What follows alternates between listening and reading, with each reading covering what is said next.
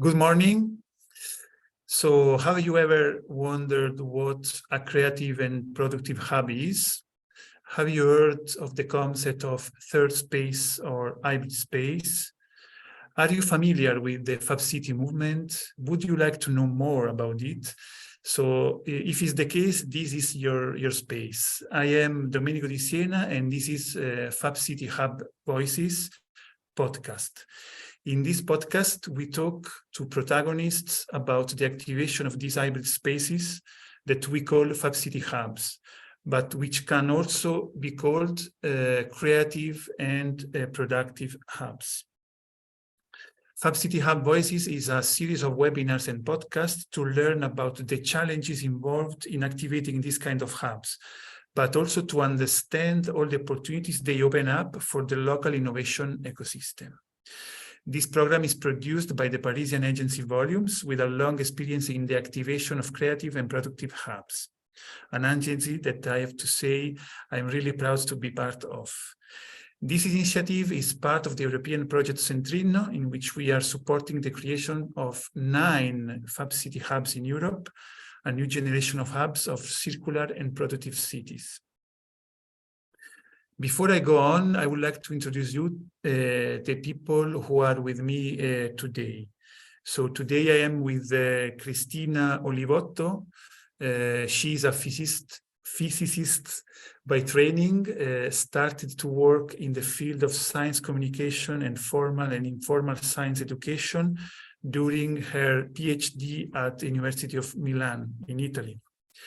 She has extensive experience in working in international contexts and with European organizations, including the European Space Agency, where she worked in the educational team for 5 years. In 2017, she participated in the opening of the first Fab Lab in Geneva, Switzerland, called On Le Fait, where she is currently employed as coordinator, and in 2019, she co-founded the MACO, I hope I pronounced well, a collaborative space dedicated to circular economy where On Le Fait is based. She is involved in the On Le Fait activities related to schools and professional reintegration. So hello, Cristina, how are you? Switch on the micro. Hello, thanks for the invitation. All good here in Geneva, Switzerland. Great. So with our guest, we are also with my colleague Carlotta. So Carlotta, hello, how are you? I'm fine. Here in Paris, everything is good. As you can see, I have a very nice background, and I'm very happy to be here with Cristina and the news from Geneva to know more about the hub in Geneva. Thanks. I want to recall that Carlotta is my colleague, project manager at Volumes, and she has been researching in the historical evolution of hubs among other activities, and taking care of, after the session, the presentation that Cristina will do, she will be also taking care of your talks, question, and of course also I know she has already a lot of questions for Cristina. Yes, yeah, you can also post your question in the chat, and we will take care of those questions also if you have it. So don't be shy, share your thoughts and questions. And now is your turn, Cristina. So we will be listening to you for, I guess, 20 minutes. 15, 20 minutes. Yeah, okay, perfect. I share my screen. Yeah. So good? Perfect. Okay, so good afternoon, good morning. Thanks for the invitation. In fact, it's a very special day for us because it's the birthday the 5th birthday of On Le Fait, the first Fab Lab in Geneva. And it's interesting to tell the story of our experience today, because we started like in the best of the Silicon Valley stories in 20 square meters in a container. We grew a lot thanks to our community over the last 5 years, and I'm very happy to share with you this story. And specifically, the title that I gave to this presentation is Working Together, because I will focus on the type of governance that we put in place to develop and implementing our Fab City Hub here in Geneva that is still in the making. And I'd like to start with a couple of words about Geneva, which is a lovely city, but it's also a small city with a very strict zoning urban plan. Which is something that is very good for the environment, for the development of the territory. But one of the consequences is also that Geneva is one of the most expensive cities in the world because of this plan, but also because of other factors, of course. And just to give you an idea, the average square meters here in Geneva is 15,000 francs. That is corresponding to the euros. So when the city decided to keep the productive Geneva in its territory, the first question was, yes, but where? Because the space is very expensive, because everybody is looking for an accommodation, and the city had to be very bold in stating in the plans the importance of having a mixed urban plan. And that is basically the beginning of the story, where the second chapter takes place in ZIC, the Zone Industrielle de Charmy, which is the last industrial zone in Geneva. And this is very specific to our hub. And I think it's also interesting for other cities, because it happens often that there are industrial sites that are completely reconverted. So there are no more productive activities. In our case, the artisans, the craftsmen are still here. And the idea of the municipality was so to keep the zone, but also to help and to support an evolution of the zone. And that's where we come in with the project that is called La MACO, La Manufacture Collaborative, which is a building, an industrial building that is also classified for its historical value, that is part of this zone. And the municipality wanted to create it after a lot of creation sessions, about a lot of consultation, a space dedicated to new ways of producing and consuming. And that was the first public exchanges were in 2016-17. So in a relatively small time, especially for the public sector, we managed to open the space in January 2021, so almost 2 years ago. And La MACO is basically was after the first push from the municipality. It was a project that was self-managed, and the 4 pillars that the people who were involved agreed on to then develop all the other practicalities and strategies and plans was the idea of sharing in terms of resources, but also in terms of idea and processes, the idea of responsibility, because that is can be interpreted in two ways. One is the responsibility in the sense of promoting an awareness and the responsibility of the whole community towards new ways of consuming and producing, but also the responsibility of each person that was involved in the project to acknowledge the amazing opportunity that we had from the municipality.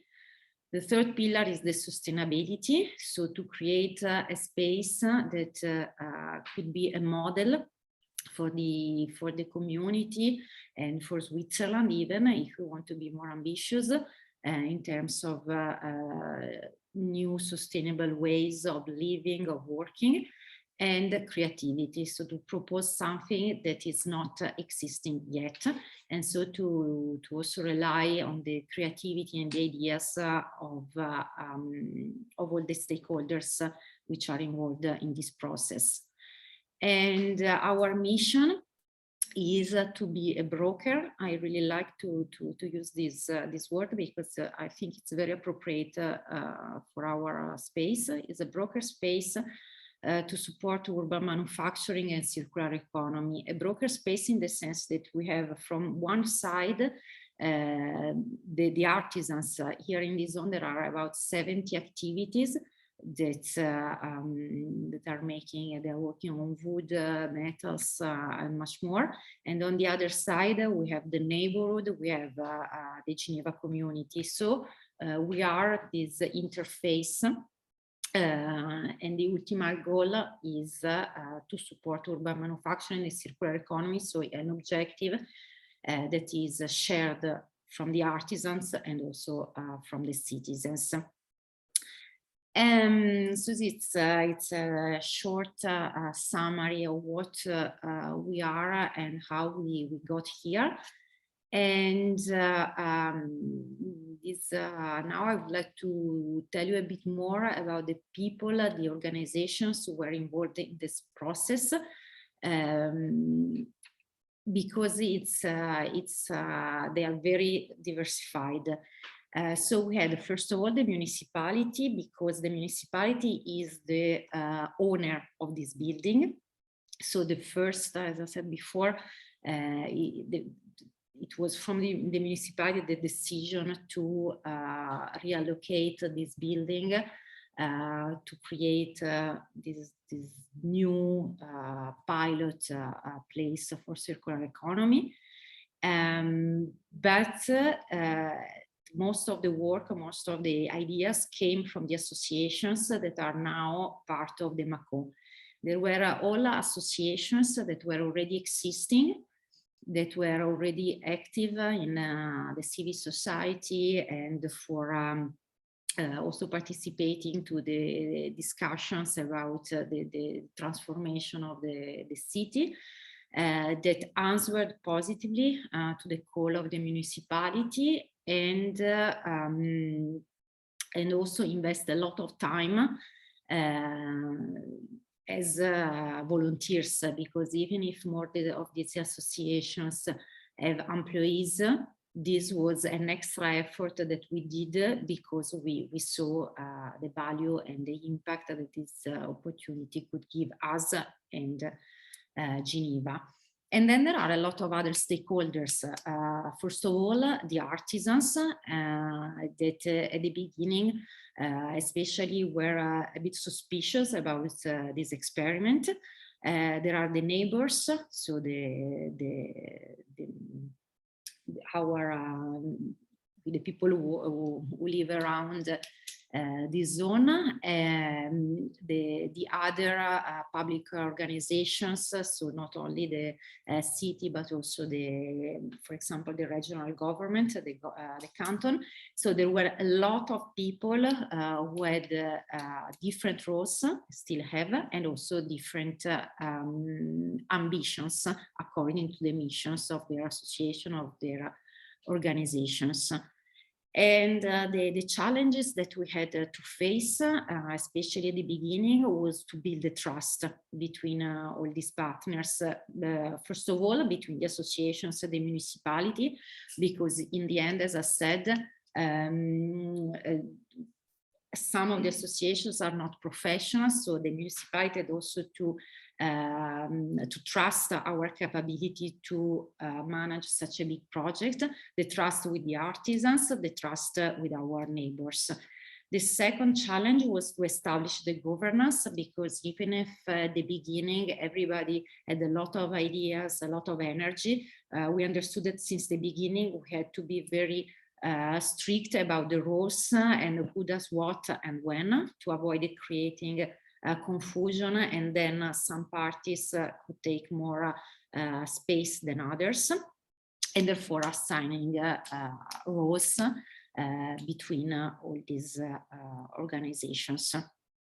And the challenge, the ultimate goal for us, the six associations which are based at the MACO, is to work, because we have also to be careful that our associations are strong enough to be able to invest in this project that is a step, another step if you want, and also to grow together. Because at the beginning we didn't know how and where we wanted to go together. And finally, we had the agreement to work in and to implement a kind of governance that in French is called a gouvernance partagée, that is inspired by the principles of holacracy, which is an horizontal governance. But to do that, once again, I insist on this point, we had to invest a lot of time and energy to learn what holacracy is about, and to participate to trainings and to make tests to understand if this model could apply to us, and if this was the case, as indeed it was, luckily, how to apply it, how to modify it when if necessary. So to implement such a kind of governance, I think that there are two conditions which are essential.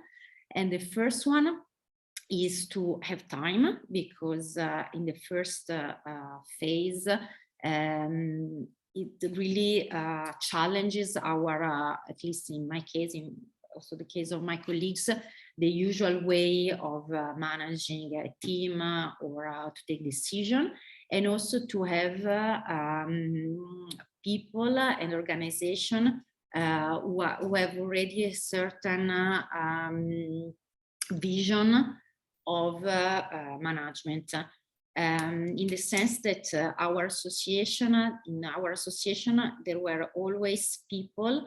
There were already people who were used to engage, to negotiate, to also talk to different partners, and it was not too disproportionate in the sense that there were senior and junior, but we had all different competencies more or less at the same level.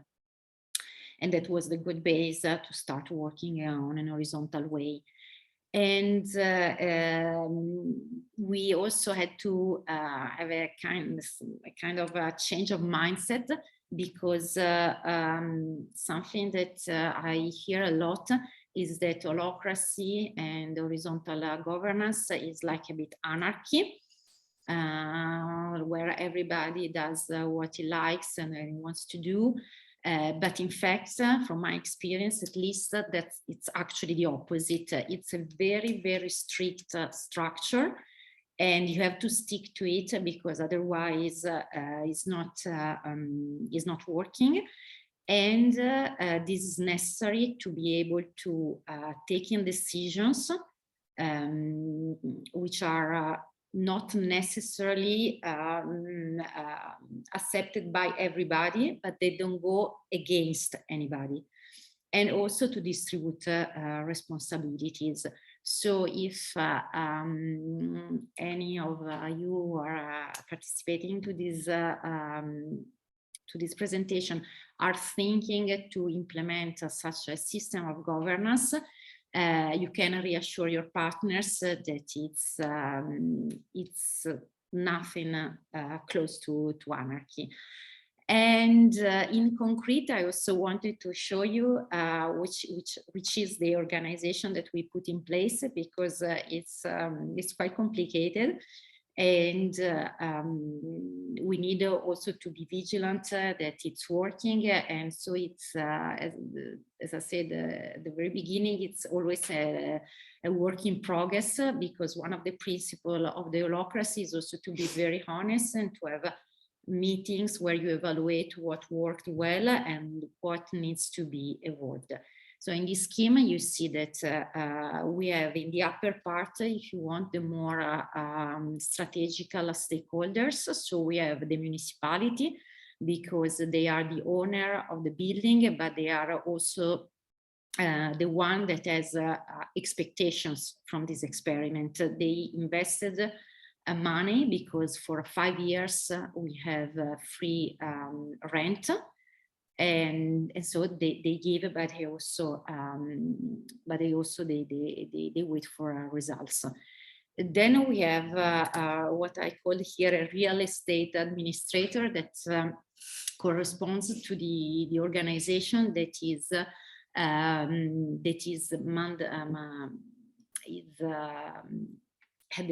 the role to manage this place in terms of, for example, the renovation, to make sure that everything is in order, about the waste, you know, like an administrator of a building. And then the association, we are 6, and we have a board of the Lamaco. So we have the different associations, and then we have another association where all the associations are part, and there's a board. And here the interactions are multiple, because the associations, they talk to the municipality, but there's also a lot of exchanges of the administrator of the building. But this is more the strategical, they are the strategical stakeholders. And then there's the operational. So in the operational, in the gouvernance partagée, in the holacracy, every association appointed roles to take care of specific things that could be from the finance to the infrastructure to the internal rules, and these roles are distributed and they are not paid. Then the roles which are paid, which is on the there are employees of Lamaco. There are only, in fact, 3. And they are on the left side. So we have an accountant to make sure that all the financial part is correct. We have someone dedicated to events and communication, and someone dedicated to the reception. And they are assisted by stagiaires who are also doing a program. They are part of a program for professional reintegration. That also is one of the missions of Lamaco. And I would like now to share with you some of the findings and some of the things that we learned over the last at least 3-4 years, some of the things that we are learning right now, and some of the things that I hope we will learn, because as any real organization, we have also issues that needs to be solved. So in terms of what we learned, while I was preparing this presentation, I think that I isolated 2 characteristics that for me are crucial for engaging in this kind of project. That is, the first one is the responsibility. So to have a great sense of what is common, and that the common goals are more important than the personal one. And this could be maybe sound obvious, at least in our community of creative spaces, but it's not, because a lot of people and also some of our colleagues, they left because they couldn't accept that their vision and thereof of the activity, a bit like an entrepreneur, could be mediated and do compromises for a common objective. So the personal responsibility, and the second one is the practical intelligence. So it's not necessary to have experts in management or genius to make this experience successful, but we have to have a practical intelligence. So when there's a problem, to find the easiest solution, and the easiest and the more practical one. So also and that could be a challenge for people engaged in associations, sometimes to let aside the ideology or the ultimate values to make things work. And what we learned as well is that everyone everywhere is not the way to manage a project. And that also is, I think, is a typical mistake that we did, and most of communities similar to ours probably did, because there's a lot of engagement at the beginning. Everybody is enthusiastic about the project, and we want to decide everything together, from the color of the walls to the member of the board, but finally it doesn't work. It takes a lot of energy. Everybody is then tired, and the competencies, everybody has different competencies, and we should stick to what we can do well. So also there, it's also a personal challenge, because we also to put our egos a bit aside. And what we are learning, it's how to deal with conflicts and not homogeneous organizations, because in our case, for example, as we are 6, out of these 6, there are 3 associations which are run by volunteers, and 3 others who have employees. And so we have different ambitions, we have different way of evolving, of growing, and this is a main cause of conflicts, because of the time that we can invest, about the expectations, and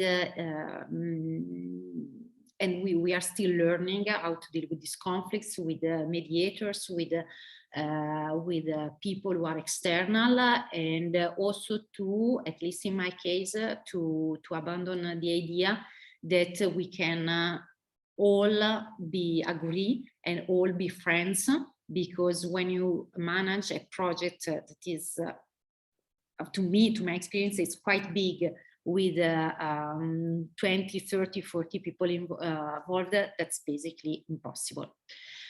And also we are learning about the accountability, in the sense that it's not a private enterprise. So each association, each stakeholder has also accept to be challenged and to be tested by someone. That could be the municipality, that could be the other associations, if we are diverging from the initial objectives.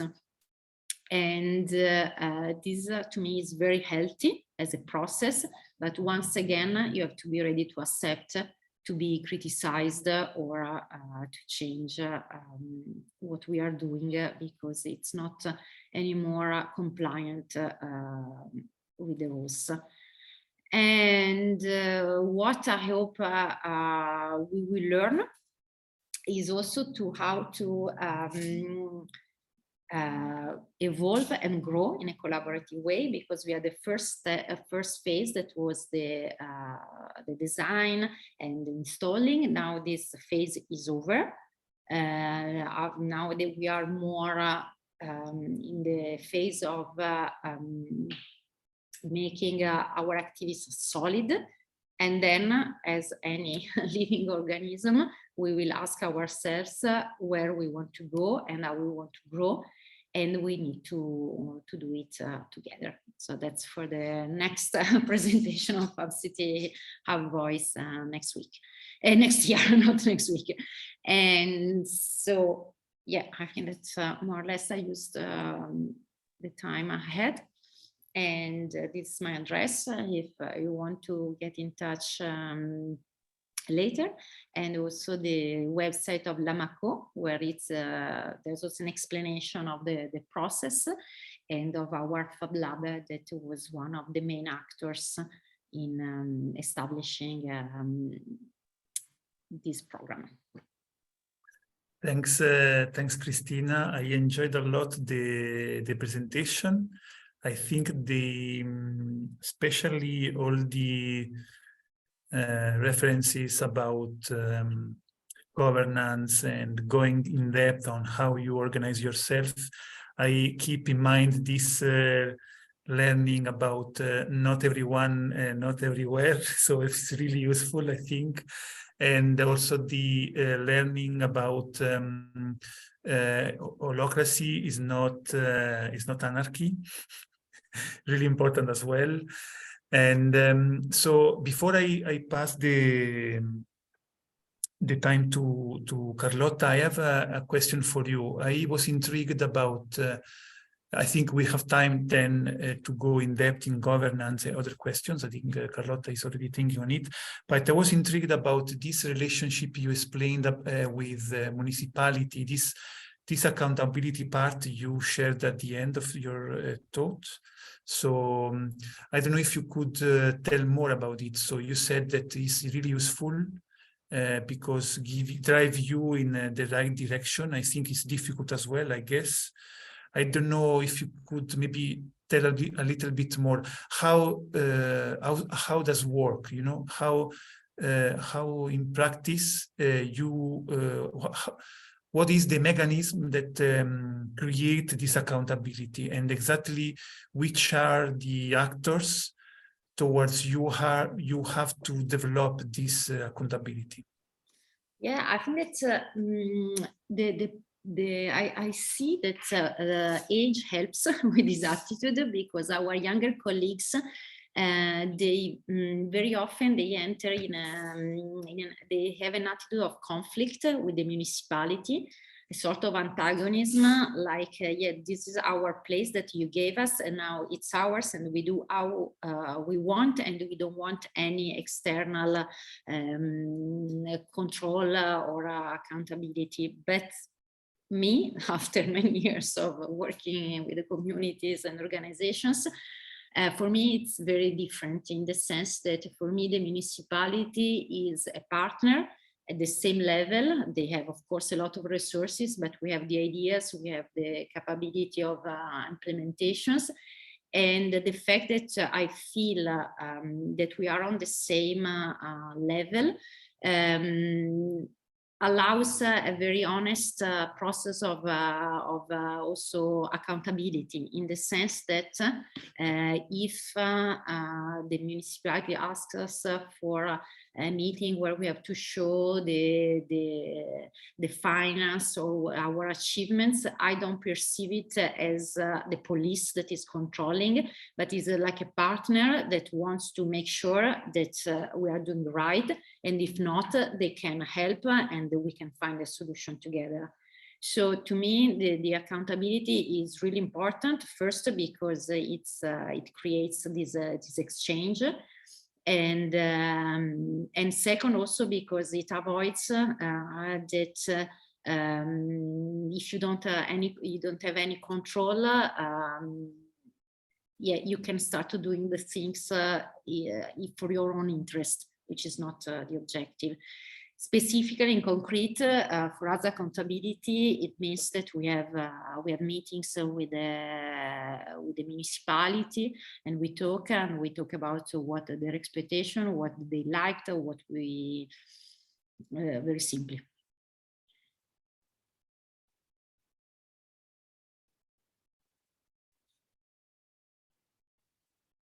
We can't hear you, Domenico.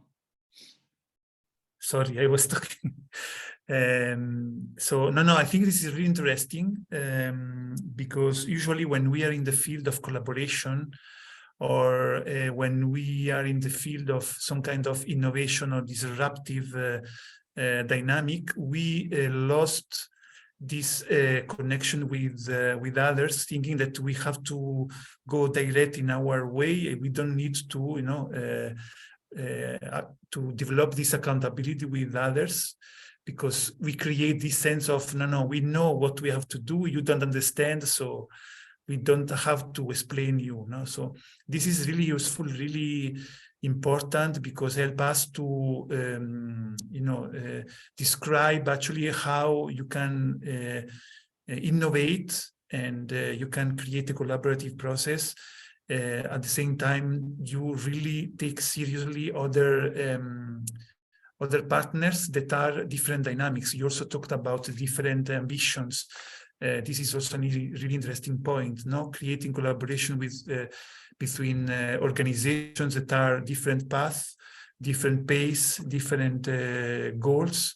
So yeah, so I want just to highlight this, because it's really, really important when we talk about spaces like this. Yeah, I think that you have really to embrace the complexity of this kind of projects, and that's why I don't think that it's for everybody. If you like to work with your ideas, I mean, it's better if you have your company and you go get, and it's great, but it's not the same dynamics. Yeah, sure. Carlotta, I let you now continue. Yes, well, thanks a lot, Christina. Yeah, it was really inspiring. I pick up some concept that was really interesting. I also like the concept of practical intelligence. I think is a very interesting concept to explore, that sometimes knowledge is inside the own community. You don't have to take it from outside, but you can find the resource and the solution within your community. Yeah, I think the reflection about the municipality, and that is also always seen as an external actor, someone that an entity that is always you have to protect too, is also a concept that is not I mean, it seems not real. At the end, the municipality is made by people that you have to encounter and confront with. And talking about this, and also I would like to understand better, and maybe for the public, the audience, or people that want to replicate or to be inspired by what you have done, how this trust have been built, and if the place where you are have helped to build this trust, or to convey people in a place that finally is not the municipality itself, is not a private place, but is a sort of in-between space where different actors with maybe a common objective could gather together, have also maybe some convivial moments. I know that you have organized some specific activities in this place that had the objective to open a conversation in a more informal way. If you can tell us about and how the place convey this conviviality. Yeah, no, this is really important, and in the end, in the framework of the Centrino project, we invested also in having a space, an outdoor space for eating together, to organize apéro, and indeed the trust with, for example, the artisans that are based here in the ZIC is not a closed process, I believe.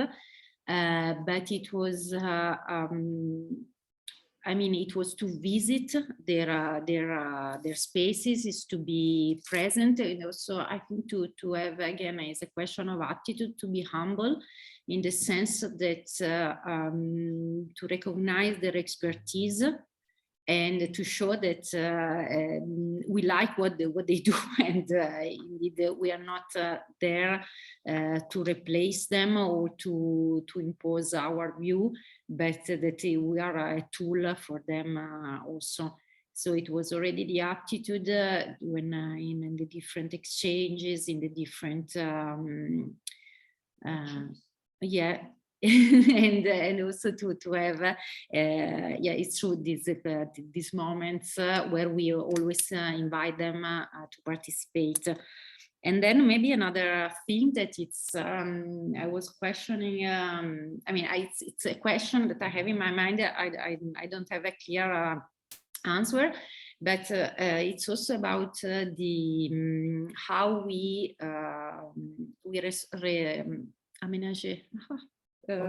we reorganize this space, this building, because very often these third places are very sleek, very stylish, very yeah, glossy. And from one side, from my personal side, I love it. I would love to have a space like that.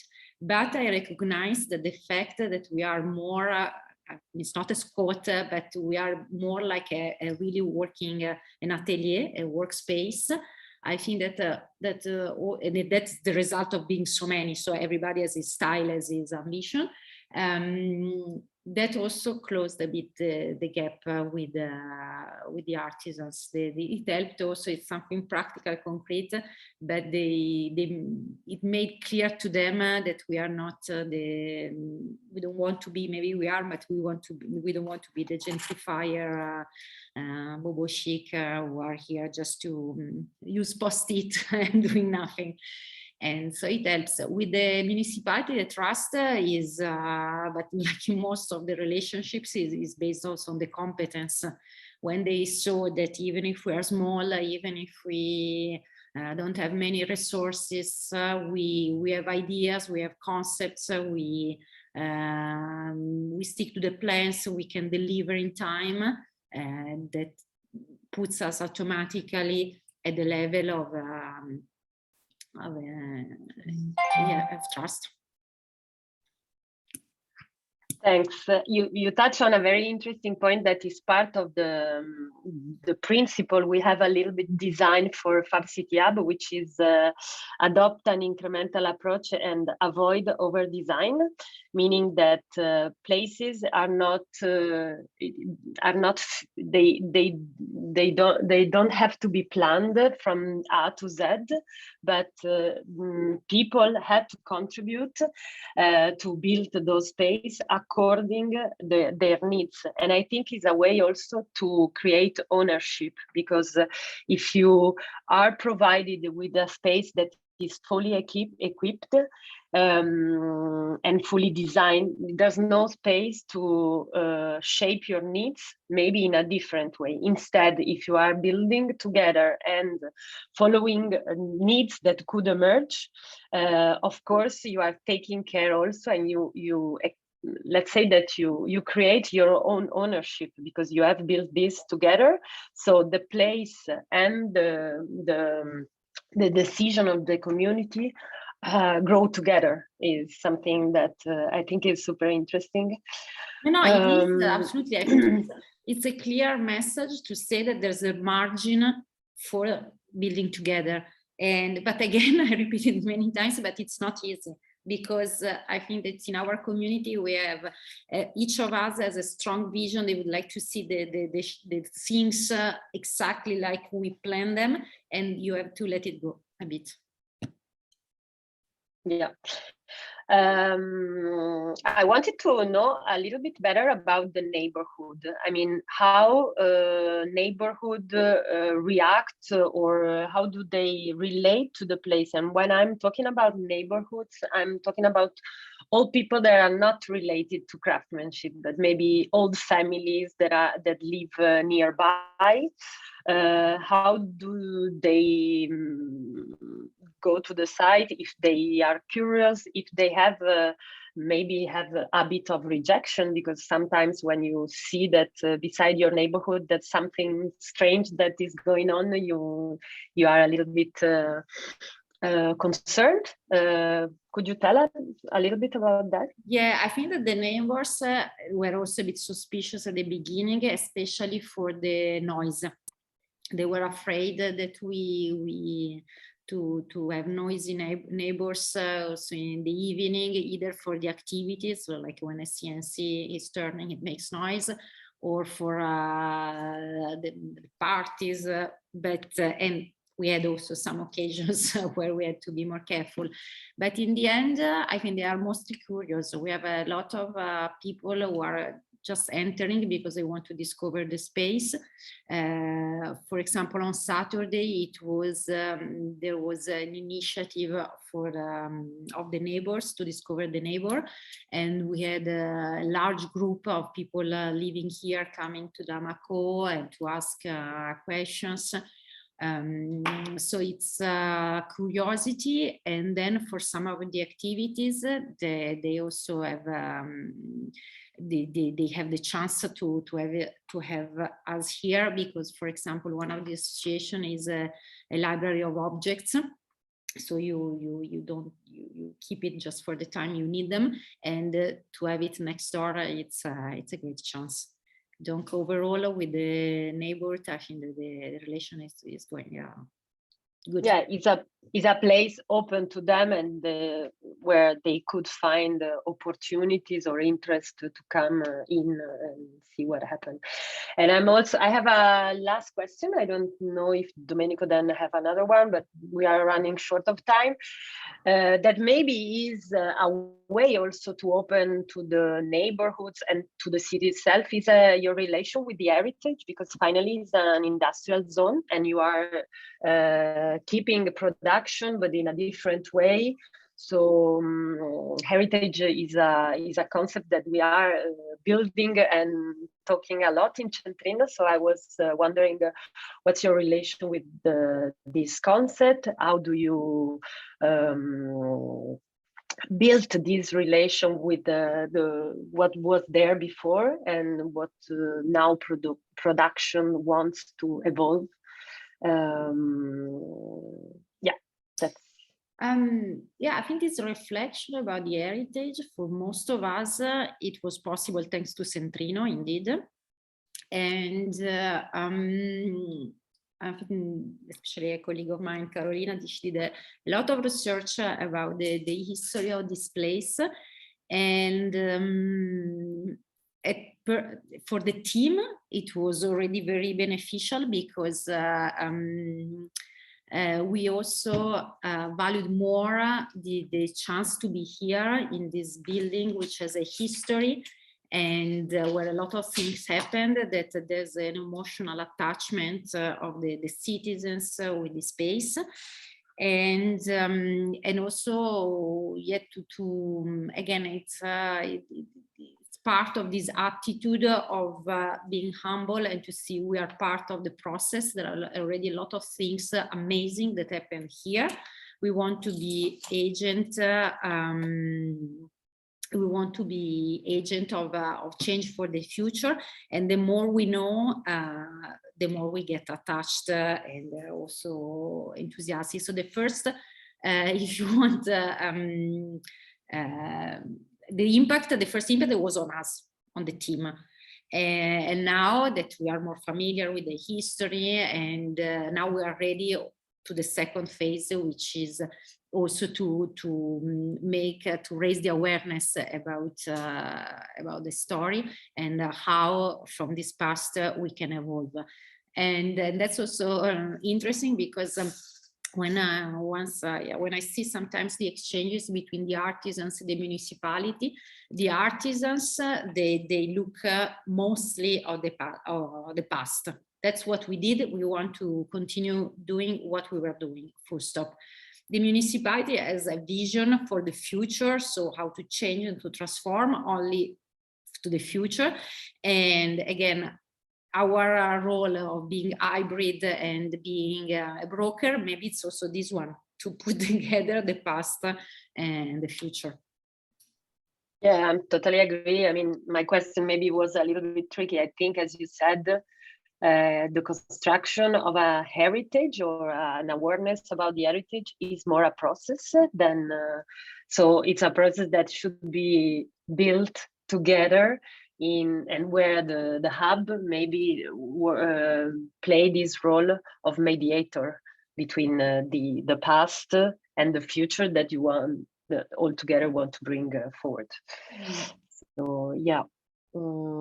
I don't know if you, Domenico, have other reflection or.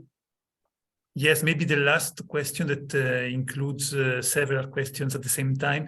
So, no, I was curious about the beginning of the process, basically related with holacracy governance. So my question is how you came out with this kind of governance, and basically how you convene and agree between the several partners to go ahead with this kind of governance that is not usual. So how was I don't know if you can share more about. One of the first reason is very practical, and that's that we had funding grant to hire someone to introduce us to this kind of process. So I have to say that this is also a very basic answer. And the second one is that it was part of the DNA of each association. There was no association that were ready to have a minor role. It was too important for us, this project, for all of us.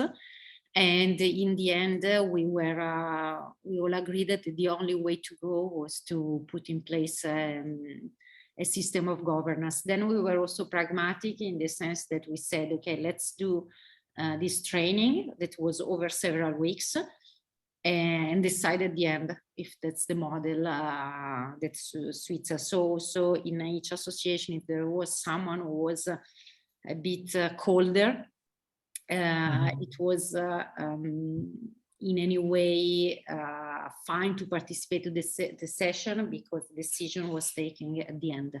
So before, to get informed, evaluate, and then, okay, let's go. So once again, as Carlotta was saying, when you work with many people, it's step by step. Yes, but the municipality wasn't surprised about this approach? No, they were a bit at the same time, and that's where also the trust comes in. They were interested because as they want Lamapo to be an experimental place as a model, they appreciated the fact that we wanted to also test new ways of working together, of social innovation, but they were a bit suspicious because they know that if the holacracy doesn't work properly, then it's complete chaos, if you want. Then they were observing, they trusted us, and now they are also helping us to reconverge when necessary about the governance. Okay, great. So yes, I just wanted to highlight something that I think is very interesting, that you were funded to take a sort of inception about this kind of governance, innovative governance, because if there are funds, it means that there are institutional willingness to test this kind of innovative governance. Yeah. If not, because I imagine there were public funds. Yeah. No. Exactly. It's not usual, we have to say. So yeah, thanks Cristina. We think we had a lot of insights and really important references and thoughts about how we can activate this kind of spaces. I think you remind a lot of time that the collaboration is difficult, so it's challenging. So we got that, and we know we work ourselves also in this field. So we know the difficulties, but we know also how far we can go when you create this kind of useful governance. Yeah, so, just to say that I'm someone who likes to work very fast, but when you are collaborating, you have to find a compromise. So, but I'm happier to collaborate and go slower than the opposite. Yeah, I agree. It's the same for me. Yes, so thanks a lot. We have to close now. I want to thank you, Christina. I want to remember that you can find this podcast on the centrino.eu website, and also in the volumes.media website. So you can subscribe and get the new episode that will be appear really soon. Thanks a lot. See you in the next episode. Bye-bye. Bye.